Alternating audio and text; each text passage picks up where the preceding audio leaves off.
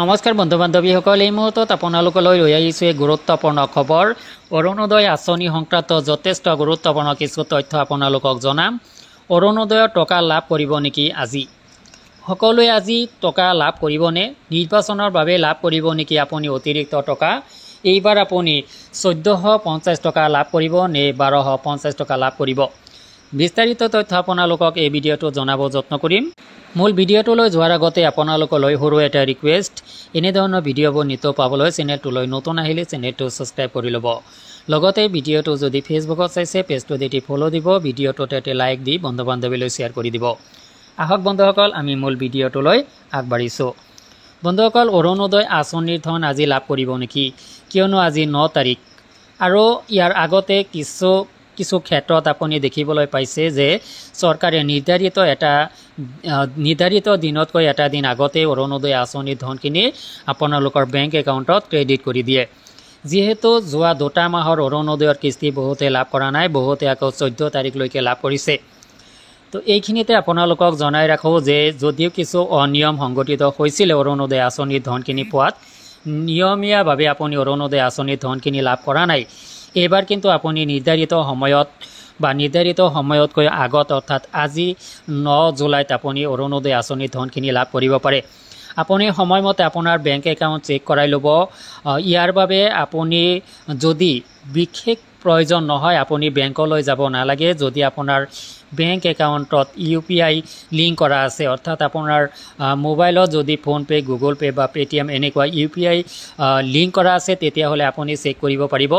যদি আপোনাৰ এই সুবিধাখিনি নাই, যদি আপোনাৰ মোবাইলত মেছেজিং ছিষ্টেমটো লিংক কৰা আছে যে একাউণ্টত ধন সোমালে আপোনাৰ মোবাইলত মেছেজ আহে, সেই মেছেজখিনি যদি অহা নাই বা আপোনাৰ যদি UPI ব্যৱস্থাটো নাই, তেতিয়াহ'লে আপুনি আজিৰ ডেটত আপুনি বেংকলৈ নাযাব। কিয়নো আজি 9 জুলাই অৰুণোদয় আঁচনিৰ ধন সোমোৱাৰ সম্ভাৱনা যদিও আছে, সেইখিনি কিন্তু খাটাং নহয়।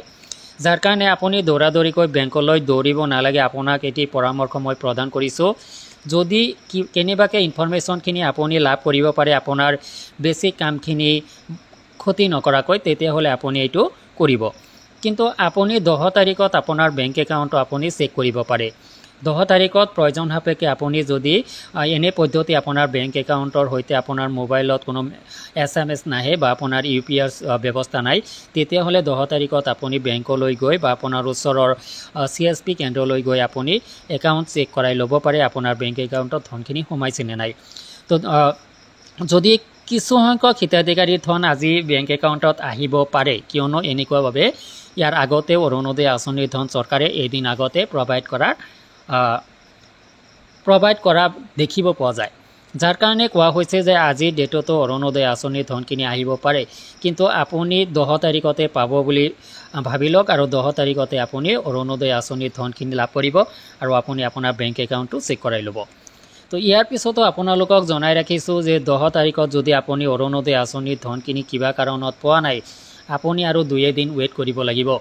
অৰ্থাৎ চৰকাৰে পৰ্যায়ক্ৰমে অৰুণোদয় আঁচনিৰ ধনখিনি 3-4 দিন পিছুৱাইও দি আছে। গতিকে আচলতে সেইখিনি এইবাৰ হ'ব নালাগে। আপুনি নিৰ্ধাৰিত সময়তে ধনখিনি লাভ কৰিব। যদি কোনোবাই বিশেষ কাৰণত ধনখিনি লাভ কৰা নাই, আপুনি 14 তাৰিখলৈ ৱেইট কৰক।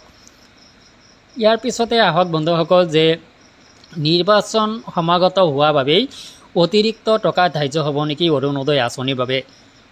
বন্ধুসকল, এয়া ধাৰ্য হ'ব পাৰে, যিহেতু অসমত নিৰ্বাচন সমাগত আৰু এই নিৰ্বাচনৰ সময়ত চৰকাৰে নিশ্চয় এইখিনি চেষ্টা কৰিব ভোটাৰসকলৰ বা হিতাধিকাৰীসকলৰ মন জয় কৰাৰ বাবে। যাৰ কাৰণে ইতিমধ্যে চৰকাৰে অৰুণোদয় আঁচনিৰ ধন 150 টকা বৃদ্ধিৰ যি অনুমোদন জনাইছে, সেয়া কাৰ্যকৰী হ'ব পাৰে আৰু এয়া চলিত মাহৰ পৰাও কাৰ্যকৰী হ'ব পাৰে। সেই অনুপাতে আপুনি সেইখিনি কেতিয়া এক্সিকিউট হ'ব, চৰকাৰে কেতিয়া এক্সিকিউট কৰিব, সেইখিনি কিন্তু কোৱা হোৱা নাই। যিকোনো মুহূৰ্তত হৈ যাব পাৰে, যাৰ কাৰণে চলিত মাহৰ পৰাও সেইখিনি এক্সিকিউট হ'ব পাৰে। আৰু যদি এনেকুৱা এক্সিকিউট হয়, তেতিয়াহ'লে আপুনি 1250 টকাৰ ঠাইত 150 টকা বৃদ্ধি সহকাৰে 1400 টকা লাভ কৰিব পাৰে বা 1250 টকা পূৰ্বৰ দৰে আপুনি লাভ কৰিব পাৰে। তো বন্ধুসকল, যিকেই নহওক কিমান টকা আপুনি আজি যদি অৰুণোদয় আঁচনিৰ নামত লাভ কৰিছে জনাব। কিমান টকা লাভ কৰিছে ভিডিঅ' কমেণ্ট ছেকশ্যনত আপুনি জনাব। আজিলৈ এৰিছোঁ, ধন্যবাদ।